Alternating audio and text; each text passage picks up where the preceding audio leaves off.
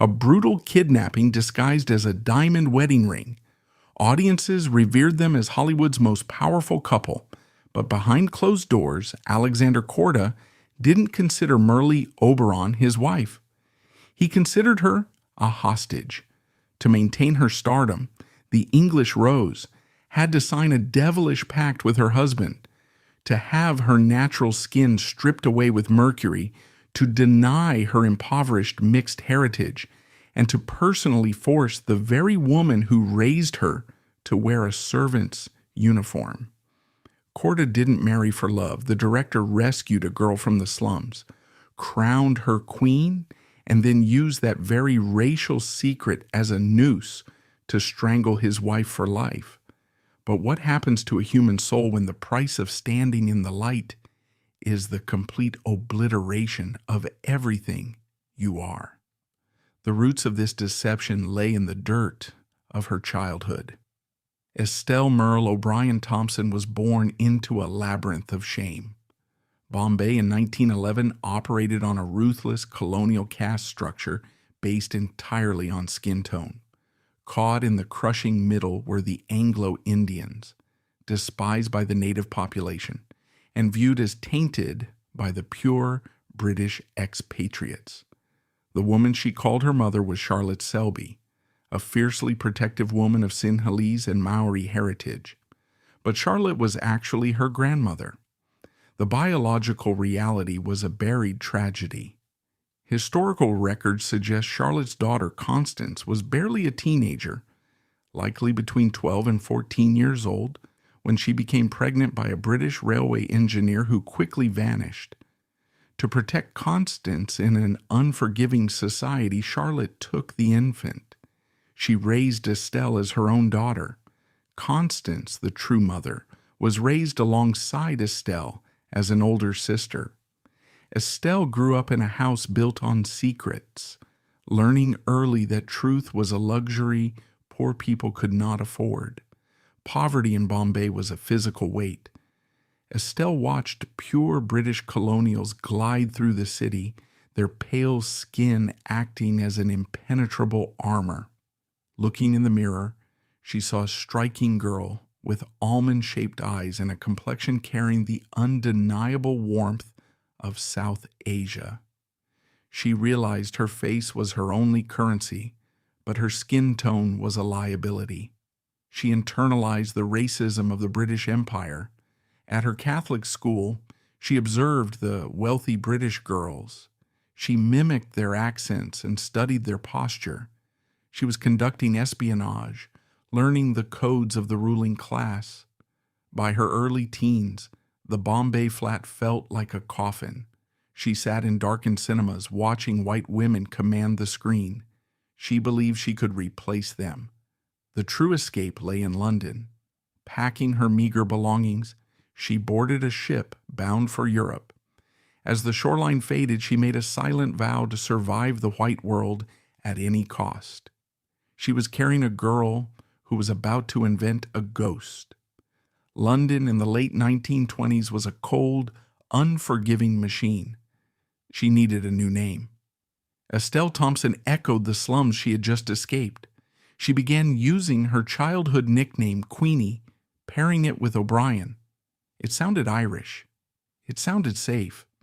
It was the first structural beam in a monument of deception. Queenie danced in shadowy nightclubs, using them as a stepping stone to the film studios. But casting directors only saw the Anglo-Indian blood she was desperately trying to hide. British cinema was rigidly white. She was too exotic to play the aristocratic heroine, and too refined for background extras. Trapped in a racial purgatory, she took uncredited bit parts. She was surviving, but she was starving for power. Her time was running out. Then she walked into the line of sight of Alexander Korda. Alexander Korda was not just a filmmaker, he was a conqueror. Born in Hungary, he had moved across Europe, dominating film industries in Budapest, Vienna, Berlin, and Paris before arriving in London. He was 42 years old. He possessed a ruthless intellect and a monstrous ambition. He did not build films, he built empires. He founded London Films with the explicit goal of crushing the Hollywood titans. He walked into a room and the air pressure changed. Men deferred to his booming voice. Women sought his favor. He operated with the cold calculation of a chess grandmaster. He needed stars. He needed raw commodities he could mold, package, and sell to a global market. He saw Queenie O'Brien in the studio commissary. He did not see a struggling club dancer from the slums of Bombay. He saw raw, unrefined cinematic gold. He recognized the profound magnetism of her face, but Korda was a realist. He also saw her fatal flaw. He recognized the mixed-race heritage immediately. He knew the British studio system would chew her up and spit her out if the press discovered her origins. He knew the American market, governed by the draconian racial segregation of the Hays Code, would ban her films entirely. Korda did not feel pity for the young woman. He felt opportunity. He saw a beautiful, desperate girl who needed a savior. He knew that desperation was the ultimate lever of control. He summoned her to his office. The room was vast, lined with mahogany and leather. It was a room designed to make visitors feel small. Queenie sat across from him, her hands trembling in her lap. Korda did not waste time with pleasantries. He told her she was stunning and fundamentally worthless. He explained the brutal mathematics of the 1930s film industry. A mixed-race girl from India would never kiss a white leading man on screen. She would age out in 5 years and end up back in the smoky clubs, pouring gin until her beauty faded. He watched the terror rise in her eyes. He let her feel the cold breath of the Bombay slums on the back of her neck. And when she was sufficiently broken, he offered her a lifeline. He told her he could make her a global superstar. He could give her wealth beyond her comprehension. He could give her mansions, diamonds, and the adoration of millions. But the price was total surrender.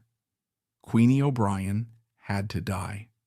Estelle Thompson had to be buried in a grave so deep she could never be dug up. She would no longer belong to herself. She would belong to him. He would own her past, her present, and her future. He would construct a new identity from scratch, and she would wear it until the day she died. She agreed. She had no choice. She traded her soul for a chance to live. Korda went to work. He was a master storyteller, and this would be his greatest script. He needed a background that explained her slightly exotic features, but remained undeniably white and British. India was out. India carried the stench of colonialism and the rigid stigma of mixed blood. He looked at a map. He needed a place distant, isolated, and difficult to verify. He pointed to Tasmania.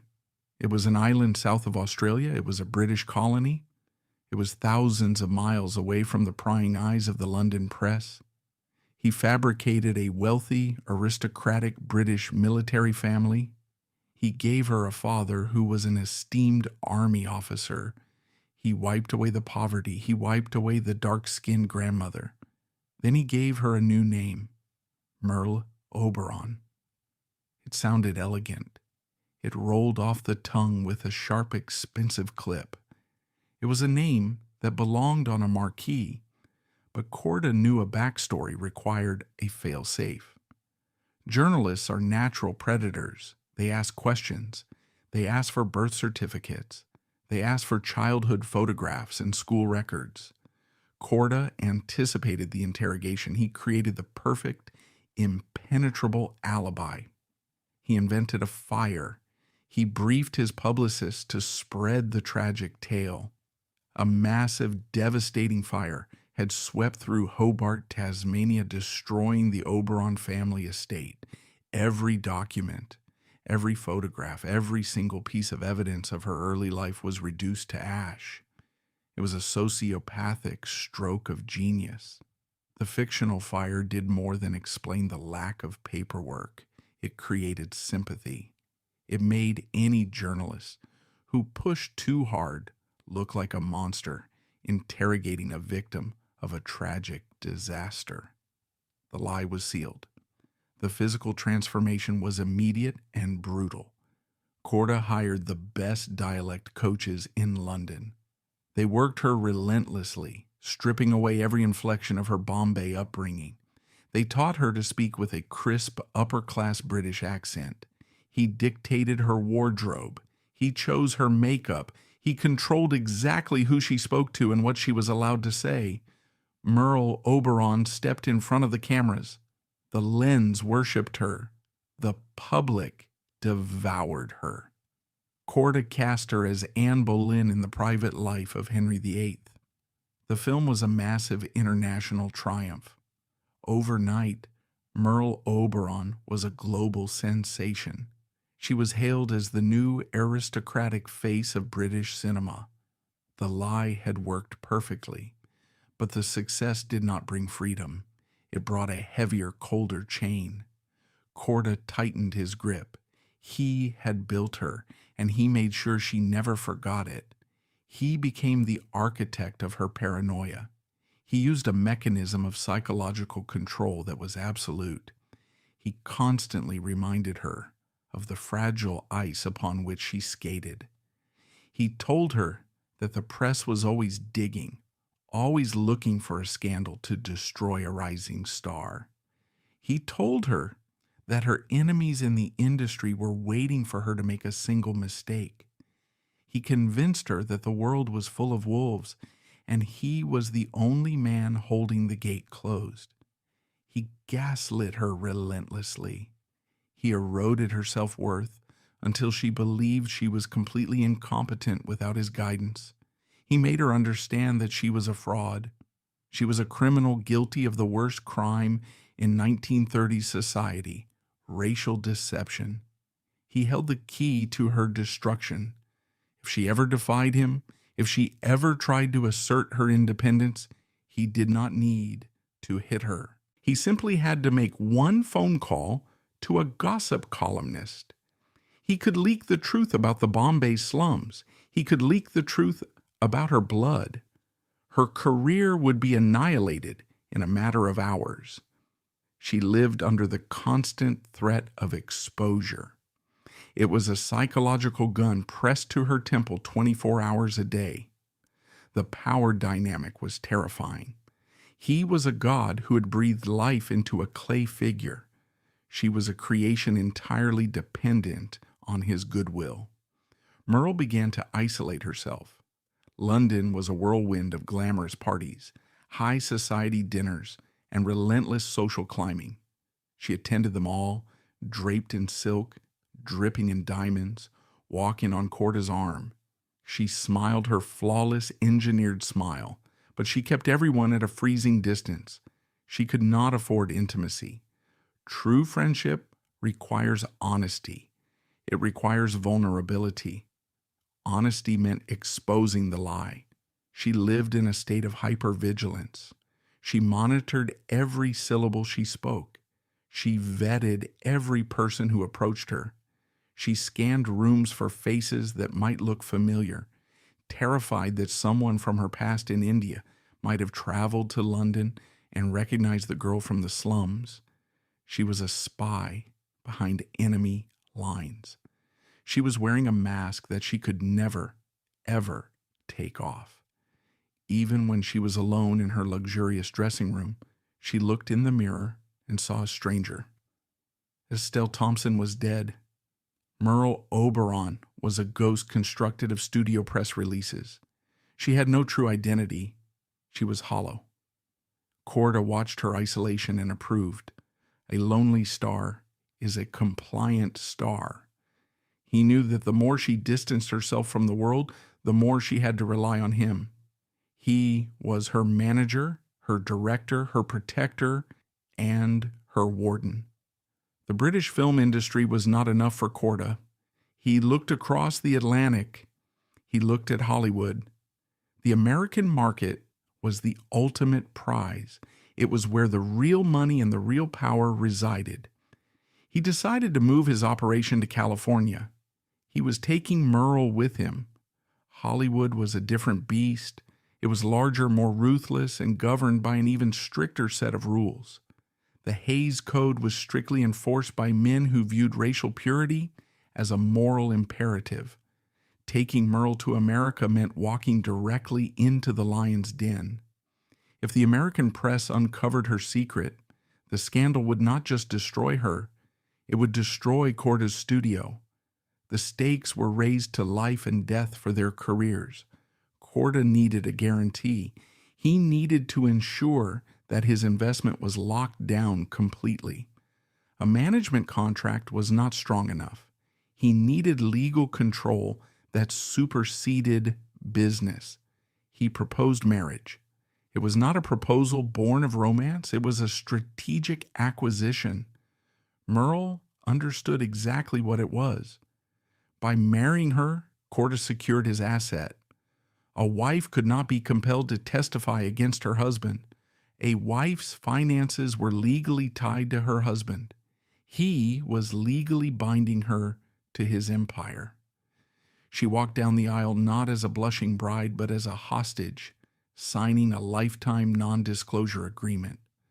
The public saw a glamorous union between a genius director and his beautiful muse. The magazines printed photos of them smiling, a testament to Hollywood romance. The reality was a cold, calculated business transaction. Merle Oberon was now Mrs. Alexander Korda. The trap was permanently sealed. She had traded the slums of Bombay for a mansion in Bel Air.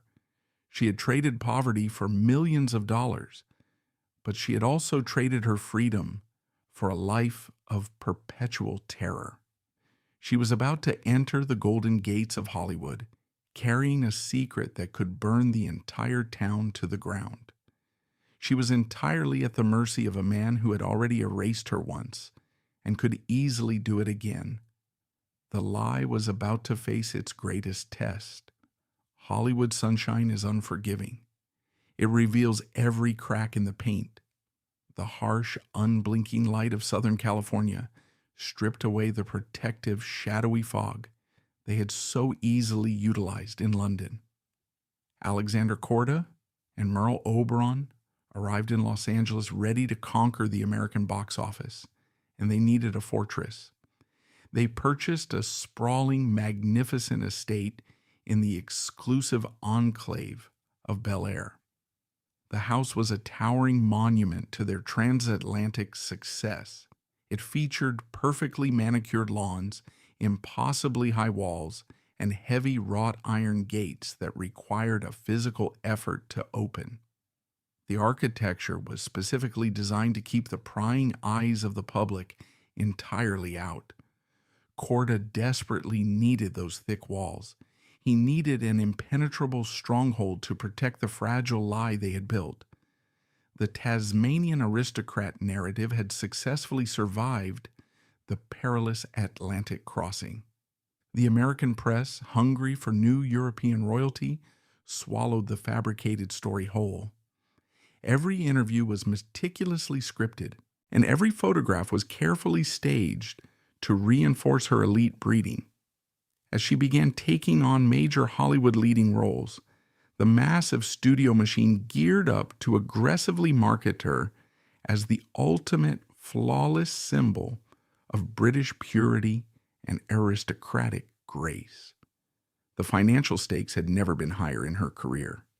Millions of dollars, the reputation of London films, and Korda's own ambition were riding entirely on the flawless execution of her fake identity. But a massive, undeniable vulnerability was slowly sailing toward them across the ocean. Charlotte Selby was coming to America. The woman who had raised Merle in the oppressive, sweltering slums of Bombay was traveling to California to live out her days with her beloved daughter. Charlotte was a hardened survivor. She had fiercely shielded a young Estelle Thompson from the brutal, degrading realities of life in British India. She loved the girl with a fierce, unconditional devotion that had weathered poverty and separation. She boarded the ship believing she was finally escaping to a promised land of safety. But Charlotte possessed a physical trait that instantly threatened to destroy Alexander Korda's entire carefully constructed empire. Charlotte was a woman of color. She carried the beautiful, undeniable dark skin of her Sinhalese and Maori ancestors. Korda saw the incoming disaster with absolute clarity. A dark-skinned mother walking freely through the grand front doors of a Bel Air mansion would instantly detonate the Tasmanian myth. The American press, notoriously ruthless in uncovering scandals, would tear them apart within days. The era was defined by rigid segregation, and the moral Puritans of the Hays Code enforcers would swiftly banish Merle from the silver screen for the crime of racial deception. The major studios would immediately void her lucrative contracts. Korda looked at the impending arrival with his usual cold mathematical calculus. He did not see a heartwarming family reunion. He saw a catastrophic breach in his studio's security. He summoned Merle into his study. He delivered the ultimatum. It was brutal in its stunning simplicity. He laid out the terrifying reality of their situation. Charlotte could live in the Bel Air mansion. She could share in the immense wealth they had accumulated. She could escape the grinding poverty of India forever, never having to worry about her next meal. But she could not be recognized as her mother. Many film historians believe Korda coldly dictated the absolute terms of their survival. Charlotte would be entirely stripped of her maternal title. She would be given a standard staff uniform. She would become the maid. Merle listened to the decree in horrified silence. The polished wooden floor dropped out from under her. The air was violently pulled from her lungs. This was the woman who had literally starved herself to feed her as a child. This was the woman who had tightly held her hand while walking through the filthy, dangerous streets of Bombay. Now, Alexander Korda was demanding that Merle look this woman in the eye and erase her existence. Merle begged him to reconsider.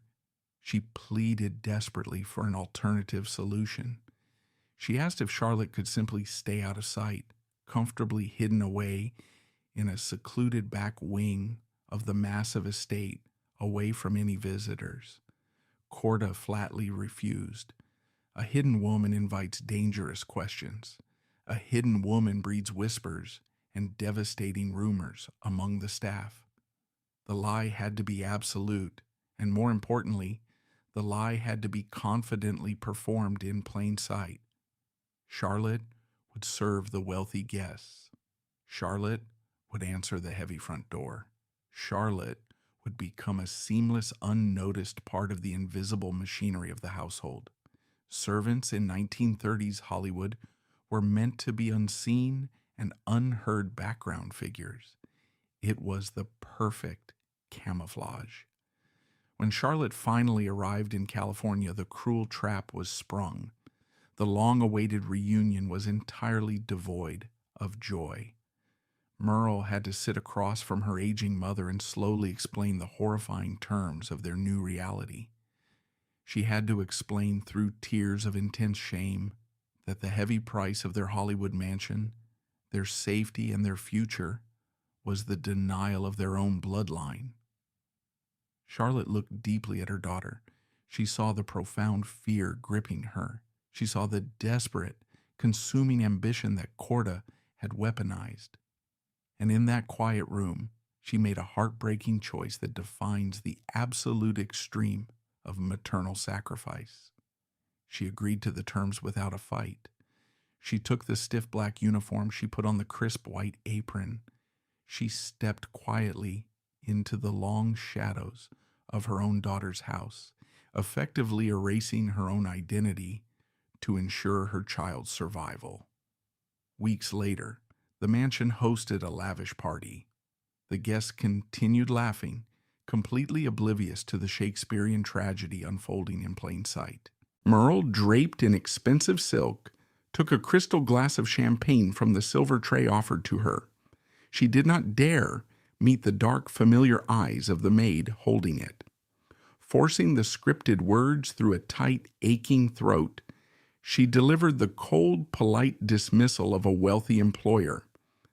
"Thank you. You may leave." Charlotte bowed her head submissively and retreated silently to the kitchen. Across the crowded room, leaning against a mahogany pillar, Alexander Korda watched the brief exchange. He took a slow sip of his drink and smiled a satisfied smile. The lie was secure. The incredibly valuable asset was completely compliant. The lie inevitably infected every single aspect of their daily lives. It was not just about serving evening tea or opening doors for strangers. It was about the complete agonizing erasure of all public affection. Wuthering Heights proved to be a monumental triumph at the box office. Merle was now an undisputed global superstar, recognized on every street corner. But her highest critical achievement, her Academy Award nomination, had actually came slightly earlier. It was for her starring role in The Dark Angel in 1935.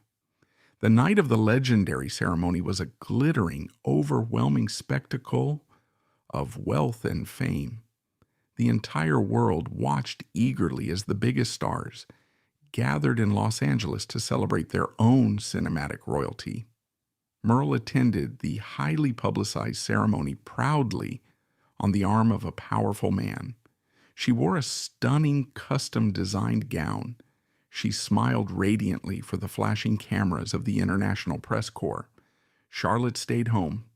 She sat completely alone in the small, sparsely decorated servants' quarters of the massive, empty Bel Air mansion.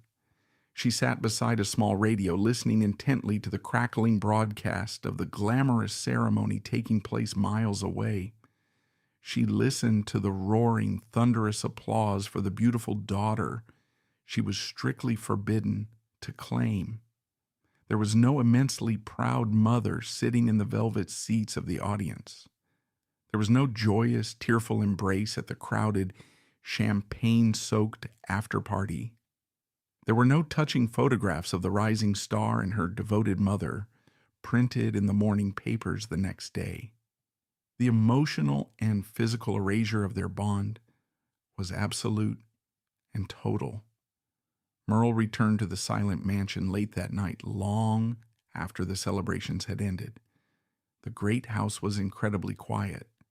She walked slowly past the grand, sweeping staircase. She walked down the long, narrow, unadorned hallway leading directly to the staff quarters. She gently opened the wooden door to Charlotte's small room. They sat together in the heavy dark. Free from the watchful eyes of Korda and the staff, they could finally speak their true names. But the whispered words felt incredibly hollow. The profound psychological damage was already done. Merle looked down at the prestigious Oscar nomination certificate resting in her hands. It boldly bore the elegant name Merle Oberon. It belonged entirely to a fabricated ghost.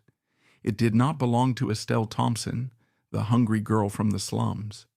It certainly did not belong to the daughter of Charlotte Selby. The immense psychological toll of this twisted dynamic fractured Merle's identity completely. She was living an exhausting schizophrenic existence that required constant vigilance. During the daylight hours, under the glaring, intensely hot lights of the Hollywood studio, she was a confident, wealthy, highly demanding white aristocrat. She barked sharp orders at the crew. She demanded absolute perfection on set. She played the dangerous game flawlessly. At night, hidden deep in the shadows of her own sprawling home, she was reduced back to a frightened, insecure mixed-race girl from Bombay, weeping and begging her mother for forgiveness for the unforgivable indignity she forced her to endure. She slowly began to truly hate herself. She hated the beautiful, flawless reflection staring back at her in the dressing room mirror. She hated the crisp, upper-class British accent she had meticulously spent years learning to mimic. She felt a profound, sickening disgust for the utter cowardice that kept her permanently trapped in the comfortable lie. But the paralyzing terror of public exposure always overpowered the crushing guilt. She knew exactly how far the drop from the very top of the Hollywood pyramid was, and she knew the fall would be instantly fatal. If she bravely confessed the truth, she would not just ruin her own life, she would completely ruin Korda's studio empire. And she knew Korda well enough to understand he would ensure she never worked another day in her life. She was hopelessly trapped in a magnificent gilded cage, and she had willingly handed the only set of keys to her husband. Charlotte, however, never once complained about her bitter fate. She played her assigned role with absolute unwavering dignity. She quietly endured the daily humiliation of the servant's uniform because she clearly saw the terrifying alternative. She vividly remembered the brutal smell of the Bombay slums. She knew, with absolute certainty, that the polished silver tray she obediently carried was the only effective shield protecting her precious child from a brutal, uncompromisingly racist world. Her agonizing silence was the ultimate transcendent act of maternal devotion. She allowed herself to be buried alive so her daughter could stand in the sun. But the sun in Hollywood is artificial. It burns. The lie required constant physical maintenance. The Hollywood cameras of the 1930s were unforgiving. They easily picked up the warm, olive undertones of her South Asian heritage. The studio solution, according to many film historians, was chemical warfare. Reports suggest Merle was handed heavy jars of skin-bleaching creams packed with ammoniated mercury and high concentrations of lead. She sat in the makeup chair every morning at 4 o'clock. She dipped her fingers into the foul-smelling paste and rubbed the heavy metals directly into her pores. The paste burned. It stung her skin, leaving a lingering, tight ache across her face. But she wanted the burning. The burning meant it was working. The burning meant she was safe from discovery. But the human body is not a canvas.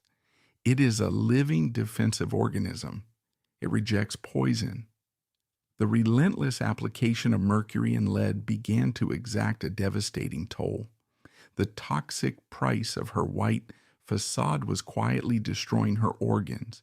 It caused severe neurological damage and compromised her immune system. Merle Oberon physically poisoned her own bloodstream to maintain the white facade demanded by the camera. Her skin, subjected to constant chemical trauma, rebelled. She suffered massive allergic reactions. Deep, painful cysts formed under the surface. Her face broke out in weeping blisters. The skin dried, cracked, and began to peel in thick, unnatural flakes. She was caught in a terrifying, inescapable loop. The bleaching creams caused the horrific skin damage. But to hide the blistering and the redness from the camera, she had to apply even thicker layers of toxic theatrical grease paint. The grease paint clogged the ruined pores, causing further infections. She then had to use more bleaching cream to fight the dark scarring left behind by the blisters. She was destroying her face to save her career. Korda watched the physical deterioration of his greatest asset. He did not offer comfort. He did not suggest she stop the treatments. A producer does not pity a broken machine. He demands it be fixed. Korda viewed her skin problems as a breach of contract. He brought in dermatologists. They prescribed harsh astringents and painful treatments that only exacerbated the underlying chemical poisoning. Merle was subjected to early primitive forms of dermabrasion. Doctors used wire brushes and harsh acids to literally scrape the top layers of her damaged skin away, hoping fresh, unblemished skin would grow back. It did not work. The chemical damage was too deep. Her face was permanently marked with shallow pits and uneven pigmentation. The flawless English rose was rotting from the outside in. She lived in absolute terror of the close-up. The close-up was the bread and butter of the Hollywood melodrama. It was the moment the audience connected with the soul of the star. For Merle, the camera moving in was a threat. She knew the lens would magnify every pit, every scar, every patch of uneven bleached skin. She became notoriously difficult on set. She demanded script changes to avoid intimate scenes. She threw tantrums when the lighting was not perfect. The crews called her a diva. They called her temperamental. They did not know she was a woman fighting for her life against a camera that was designed to expose her. Then, the fragile architecture of her survival collapsed completely. It was 1937. Merle was in London. She was riding in a car through the rain-slicked streets. The driver lost control. The vehicle skidded, spun, and crashed violently. The physics of a car crash are indifferent to fame. The impact threw Merle forward. Her face smashed directly into the glass of the windshield. The glass shattered, driving jagged shards deep into her cheeks and forehead. She was pulled from the wreckage, bleeding profusely, her face a mangled ruin of flesh and glass. She woke up in the hospital. The pain was blinding, but the physical agony was entirely eclipsed by a cold, total panic. She reached for her face. It was wrapped in heavy gauze. She knew instantly what the crash meant. A normal woman survives a car crash and counts herself lucky to be alive. A Hollywood leading lady whose entire existence hinges on a fabricated physical perfection survives a car crash and realizes her life is over. The surgeons worked for hours to remove the glass and stitch the lacerations. They saved her life. They could not save her complexion. When the bandages finally came off, the mirror delivered the verdict. The surgical scars ran deep across her face, combined with the extensive pitting and chemical burns from years of mercury bleaching. Her skin looked like a battlefield. The news crossed the Atlantic and hit the studio executive offices like a bomb. Alexander Korda panicked. The studio had millions of dollars tied up in upcoming Merle Oberon pictures. They had sold the public a goddess. They could not deliver a scarred, damaged woman. The ruthless logic of the studio system dictated that she should be discarded. She should be paid off, sent away, and replaced by a newer, younger, flawless actress. But Korda had built his empire on her. He had constructed the Tasmanian lie. He had hidden the Indian mother. He had invested too much psychological and financial capital to let her walk away. He could not recast her. He had to fix her. Medicine had failed. Chemistry had failed. Korda turned to the only religion Hollywood truly respected. He turned to technology. He needed a wizard. He needed a man who understood how to manipulate reality through a lens. He needed a cinematographer who could look at a ruined face and paint it with light until the ruins disappeared. Enter Lucian Ballard. Lucian Ballard was a highly respected, fiercely innovative cinematographer. He was not interested in the Tasmanian lie. He was not interested in the psychological tortures of the Bel Air mansion. He was an engineer of light. He looked through the viewfinder of a camera and saw math. He saw angles, exposures, and shadows. Korda brought Ballard in and gave him the impossible directive. Shoot Merle Oberon. Make her look flawless. Do not let a single scar show on the final print. Ballard looked at Merle. He studied her face under the harsh work lights of the sound stage. He saw the deep surgical scars from the windshield. He He saw the chemical pitting from the mercury. He understood the physics of the problem immediately. Scars are visible because of topography. A scar creates a small depression or a raised ridge on the skin. When standard studio lighting hits that uneven surface from an angle, it casts a microscopic shadow. The camera lens captures that shadow. The shadow registers on the film as a dark line or a pit. To hide the scars, Ballard had to eliminate the shadows. To eliminate the shadows, he had to change the direction of the light. Standard Hollywood lighting relied on a key light, usually positioned high and to the side of the actor, creating depth and modeling the cheekbones. Ballard threw the standard rulebook away. He went to the machine shop on the studio lot. He began to build a custom piece of equipment. He took a small, incredibly powerful spotlight. He designed a bracket to mount this light directly onto the camera itself, positioning the bulb dead center, just inches above the lens. He brought the contraption onto the set. He mounted it to the heavy studio camera. He aimed the lens directly at Merle. He flipped the switch. The small spotlight blasted a concentrated, high-intensity beam of light straight into her face. The light hit her dead on, hitting her exactly from the same axis as the camera lens. The result was cinematic magic. It was an optical illusion of the highest order. Because the light was hitting her perfectly straight on, it flooded every single microscopic valley and depression on her skin. It blasted light into the pits caused by the bleaching creams. It blasted light into the surgical scars caused by the shattered windshield. Without an angle, there could be no shadows. Without shadows, there was no texture. Ballard looked through the viewfinder. The scarred, pitted, chemically burned woman was gone. In her place was a glowing, ethereal angel.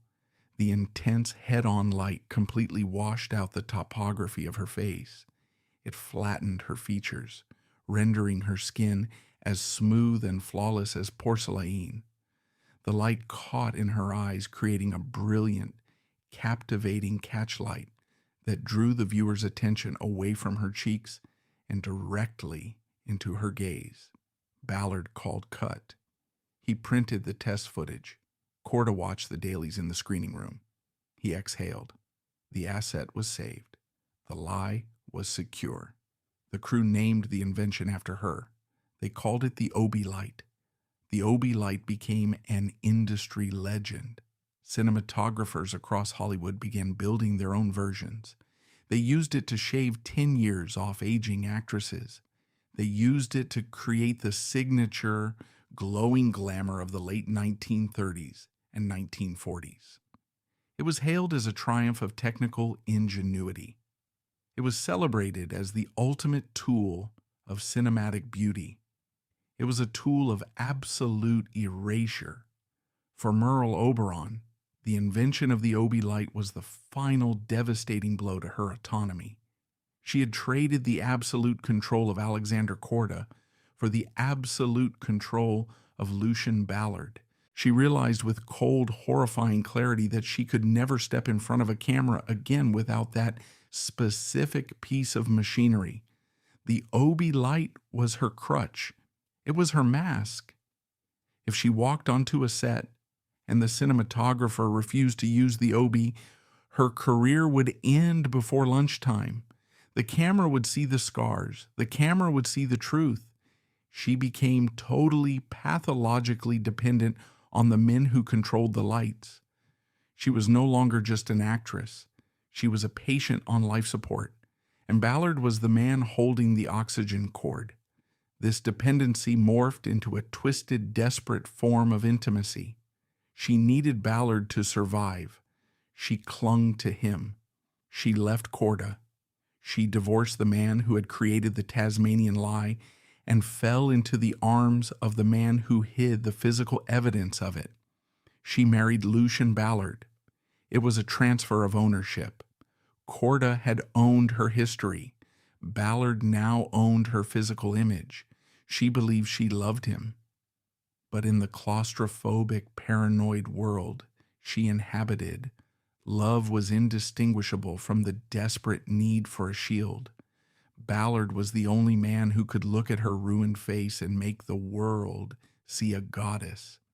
She tied her life to him because leaving him meant stepping out of the blinding, protective glare of the spotlight and into the harsh, exposing light of reality. She walked onto film sets demanding Ballard be her cinematographer. She threw her weight around the studios, insisting that her contracts guarantee his presence. She was protecting her lifeblood. She sat in the makeup chair, applying the toxic mercury paste, destroying her skin further, knowing that Ballard would fix it in the lens. The tragedy of Merle Oberon reached its absolute zenith in front of that small, blazing spotlight. She was the most beautiful woman in the world, adored by millions. Yet she could not look at her own reflection without seeing a monster. She had bleached her skin to hide her race. She had hidden her mother to hide her past. She had married the man who built a machine to hide her scars. She was a ghost living inside a machine. The public saw a star. The studio saw a commodity. But sitting under the blinding heat of the Obi light, staring down the barrel of the camera lens, Estelle Merle O'Brien Thompson was nothing more than a prisoner of war, captured by a racist industry, tortured by her own ambition, and permanently blinded by the very light that made her shine. The marriage to Lucien Ballard was a contract of visual survival. Merle Oberon traded the man who invented her past for the man who engineered her present. Alexander Korda had built the Tasmanian aristocrat. Lucien Ballard built the machine that kept the aristocrat from physically disintegrating on screen. It was not a romance, it was a hostage situation disguised as holy matrimony. She bound herself to the cinematographer because she was terrified of the dark. The dark was where the scars lived. The dark was where the truth of the Bombay slums waited to consume her. Ballard possessed absolute power over her career. He controlled the Obi light. He controlled the angle of the lens. He controlled the exposure of the film. Every time they had a domestic dispute in their Hollywood home, the unspoken threat hung in the air. He did not need to raise his voice. He did not need to raise a hand. He only needed to threaten to turn off the spotlight. He could ruin her with a flick of a switch. He could let the harsh studio arcs hit her ruined, chemically burned skin, and her career would evaporate before the dailies were even printed. She lived in a state of hypervigilance. She scrutinized every frame of film she shot. She became a tyrant on the set, demanding that Ballard operate the camera, demanding that the lighting be perfectly calibrated to obliterate the topography of her face. The crews despised her. They called her vain. They called her impossible. They did not understand they were watching a woman fighting a daily battle against biological exposure. But the most devastating blow of her life did not come from a camera lens or a studio executive. It came from the relentless, unforgiving march of time. The year 1937 was the crucible. It forged the final hardened shell of Merle Oberon. It was the year of the horrific car crash, but it was also the year she lost her true anchor. Charlotte, the grandmother who had raised her in the Bombay slums, passed away. Many historians note Charlotte died in London, far from the Hollywood spotlight. As a global superstar, Merle could not have a dark-skinned Anglo-Indian relative in the obituaries. The death had to be sanitized. She could not hold a public funeral. She wept in the dark. The grief was locked away in a suffocating vault. The death of Charlotte severed her most vital connection to her past. Estelle Thompson was officially buried. Only Merle Oberon remained. The guilt of Charlotte's hidden death poisoned her. It ate at her nerves. The physical damage to her face was mirrored by the psychological rot in her mind. She pushed through the 1940s operating on pure, cold adrenaline. She starred in films. She attended premieres. She smiled the engineered smile, but the eyes were dead. She divorced Lucian Ballard in 1949. The dependency had become too suffocating. She realized she could not spend the rest of her life married to a mechanic who held the deed to her face. She needed to escape the immediate, crushing pressure of the Hollywood studio system. The golden age was beginning to crack. The studio bosses were losing their absolute control over the press. Gossip columnists were becoming more vicious, digging deeper into the private lives of stars. The threat of exposure was escalating. She executed a strategic retreat. She looked for a sanctuary where the rules of race and class operated on a different frequency. She found it in the arms of Bruno Pagliai, a massively wealthy Italian-born industrialist. Pagliai did not care about the Hollywood studio politics. He possessed the kind of wealth that bought absolute privacy. Merle married him in 1957. She packed her bags, left the glaring spotlights of Los Angeles, and moved to Cuernavaca, Mexico. Moving to Mexico was a calculated masterstroke of evasion. Behind the high, fortified walls of a sprawling Mexican villa, the Hollywood press could not reach her. The social elite of Cuernavaca respected money and power above all else. In this environment, Merle could reign as a wealthy European aristocrat. She maintained the Tasmanian lie with iron discipline, but the physical distance from California provided a crucial buffer. The sunlight in Mexico was different. The social expectations were different. She could breathe slightly, but the mask never came off. She adopted 2 children with Pagliai, Francesca and Bruno Jr. The introduction of children into the Tasmanian lie represents the darkest consequence of Korda's original sin. A mother is supposed to pass down her history. A mother is supposed to anchor her children in their heritage. Merle Oberon could not do that. She looked at her adopted children and made the cold decision to continue the fraud. She lied to them. She raised them to believe their mother was a white, aristocratic British woman born in Tasmania. She denied them the truth of their own adoptive grandmother. She denied them the truth of the Bombay slums. She perpetuated the racist erasure of her own bloodline into the next generation. The lie was no longer just a career strategy. It was a permanent family curse. She was protecting them from the stigma of mixed race, but she was doing it by validating the very racism that made the lie necessary in the first place. She suffered from chronic health issues. Her heart was compromised. The sheer, unyielding stress of maintaining a fabricated identity for 40 years had ravaged her cardiovascular system. Living in a state of perpetual paranoia releases a constant stream of cortisol and adrenaline. It wears down the heart muscle. It destroys the blood vessels. Merle Oberon was dying a slow internal death, exhausted by the terror of being found out. She occasionally returned to film, but the terms were absolute. She would only step on a set if she had total dictatorial control over the cinematographer. She financed her own film, Interval, in 1973. She poured her own money into the production solely to guarantee that she could control the lighting, the angles, and the final edit.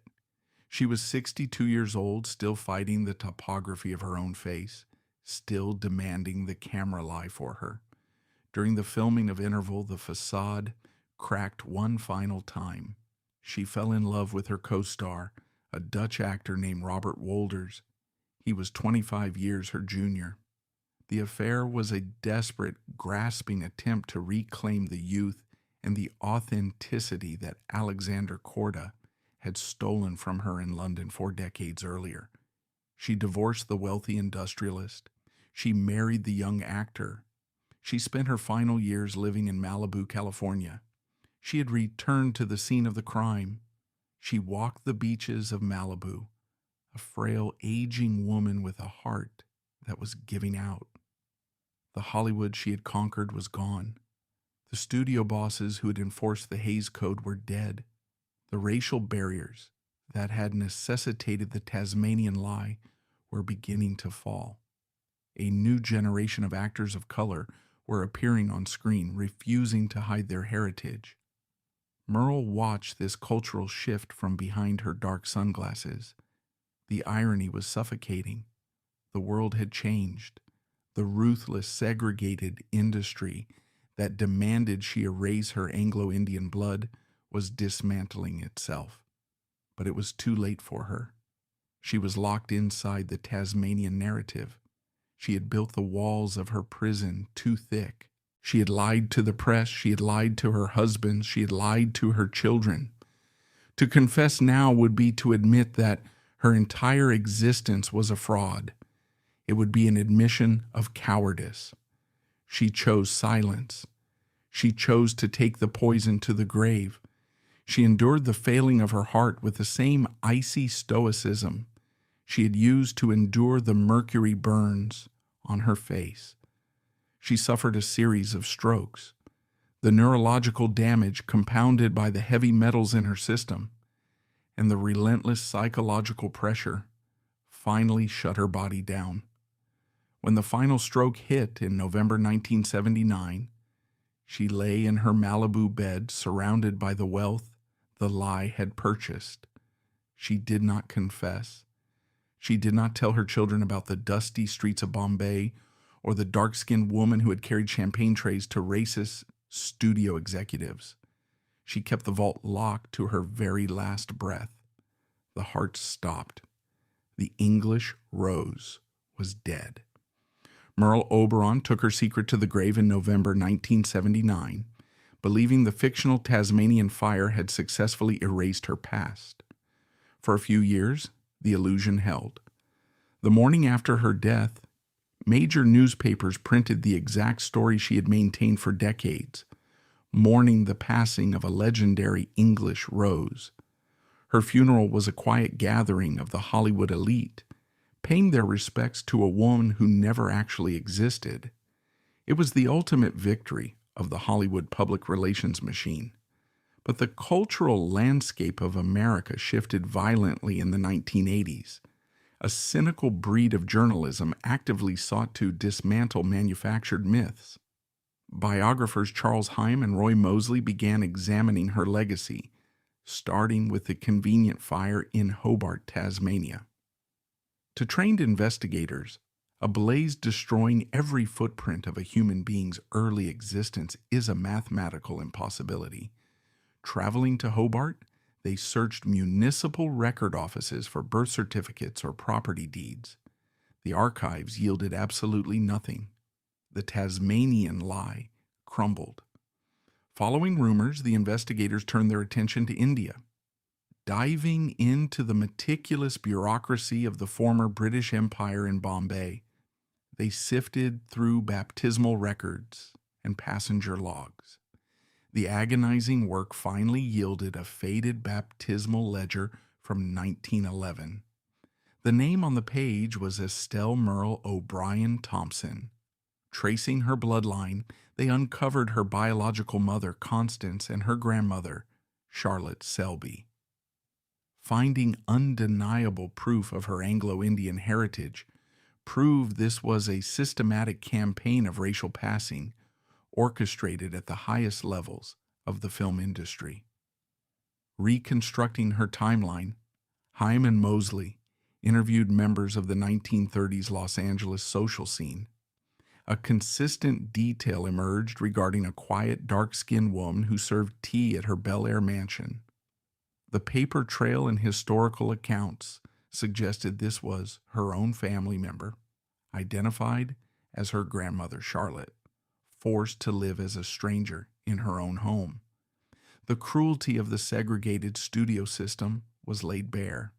It demanded that people of color obliterate their identities to fit a white narrative, punishing authenticity with poverty. Hyam and Mosley compiled their findings into the manuscript Princess Merle. Published in 1983, the detonation was immediate. The news cycle aggressively broadcast the revelations. The quintessential English Rose was a mixed-race girl from Bombay. Surviving Hollywood veterans attempted to mount a defense, but the biographers brought empirical, undeniable paper trails. Today, Merle Oberon remains a symbol of Golden Age glamour, yet her legacy is profoundly tragic. She conquered a brutal industry, but the price of her survival was a life defined by a relentless, exhausting deception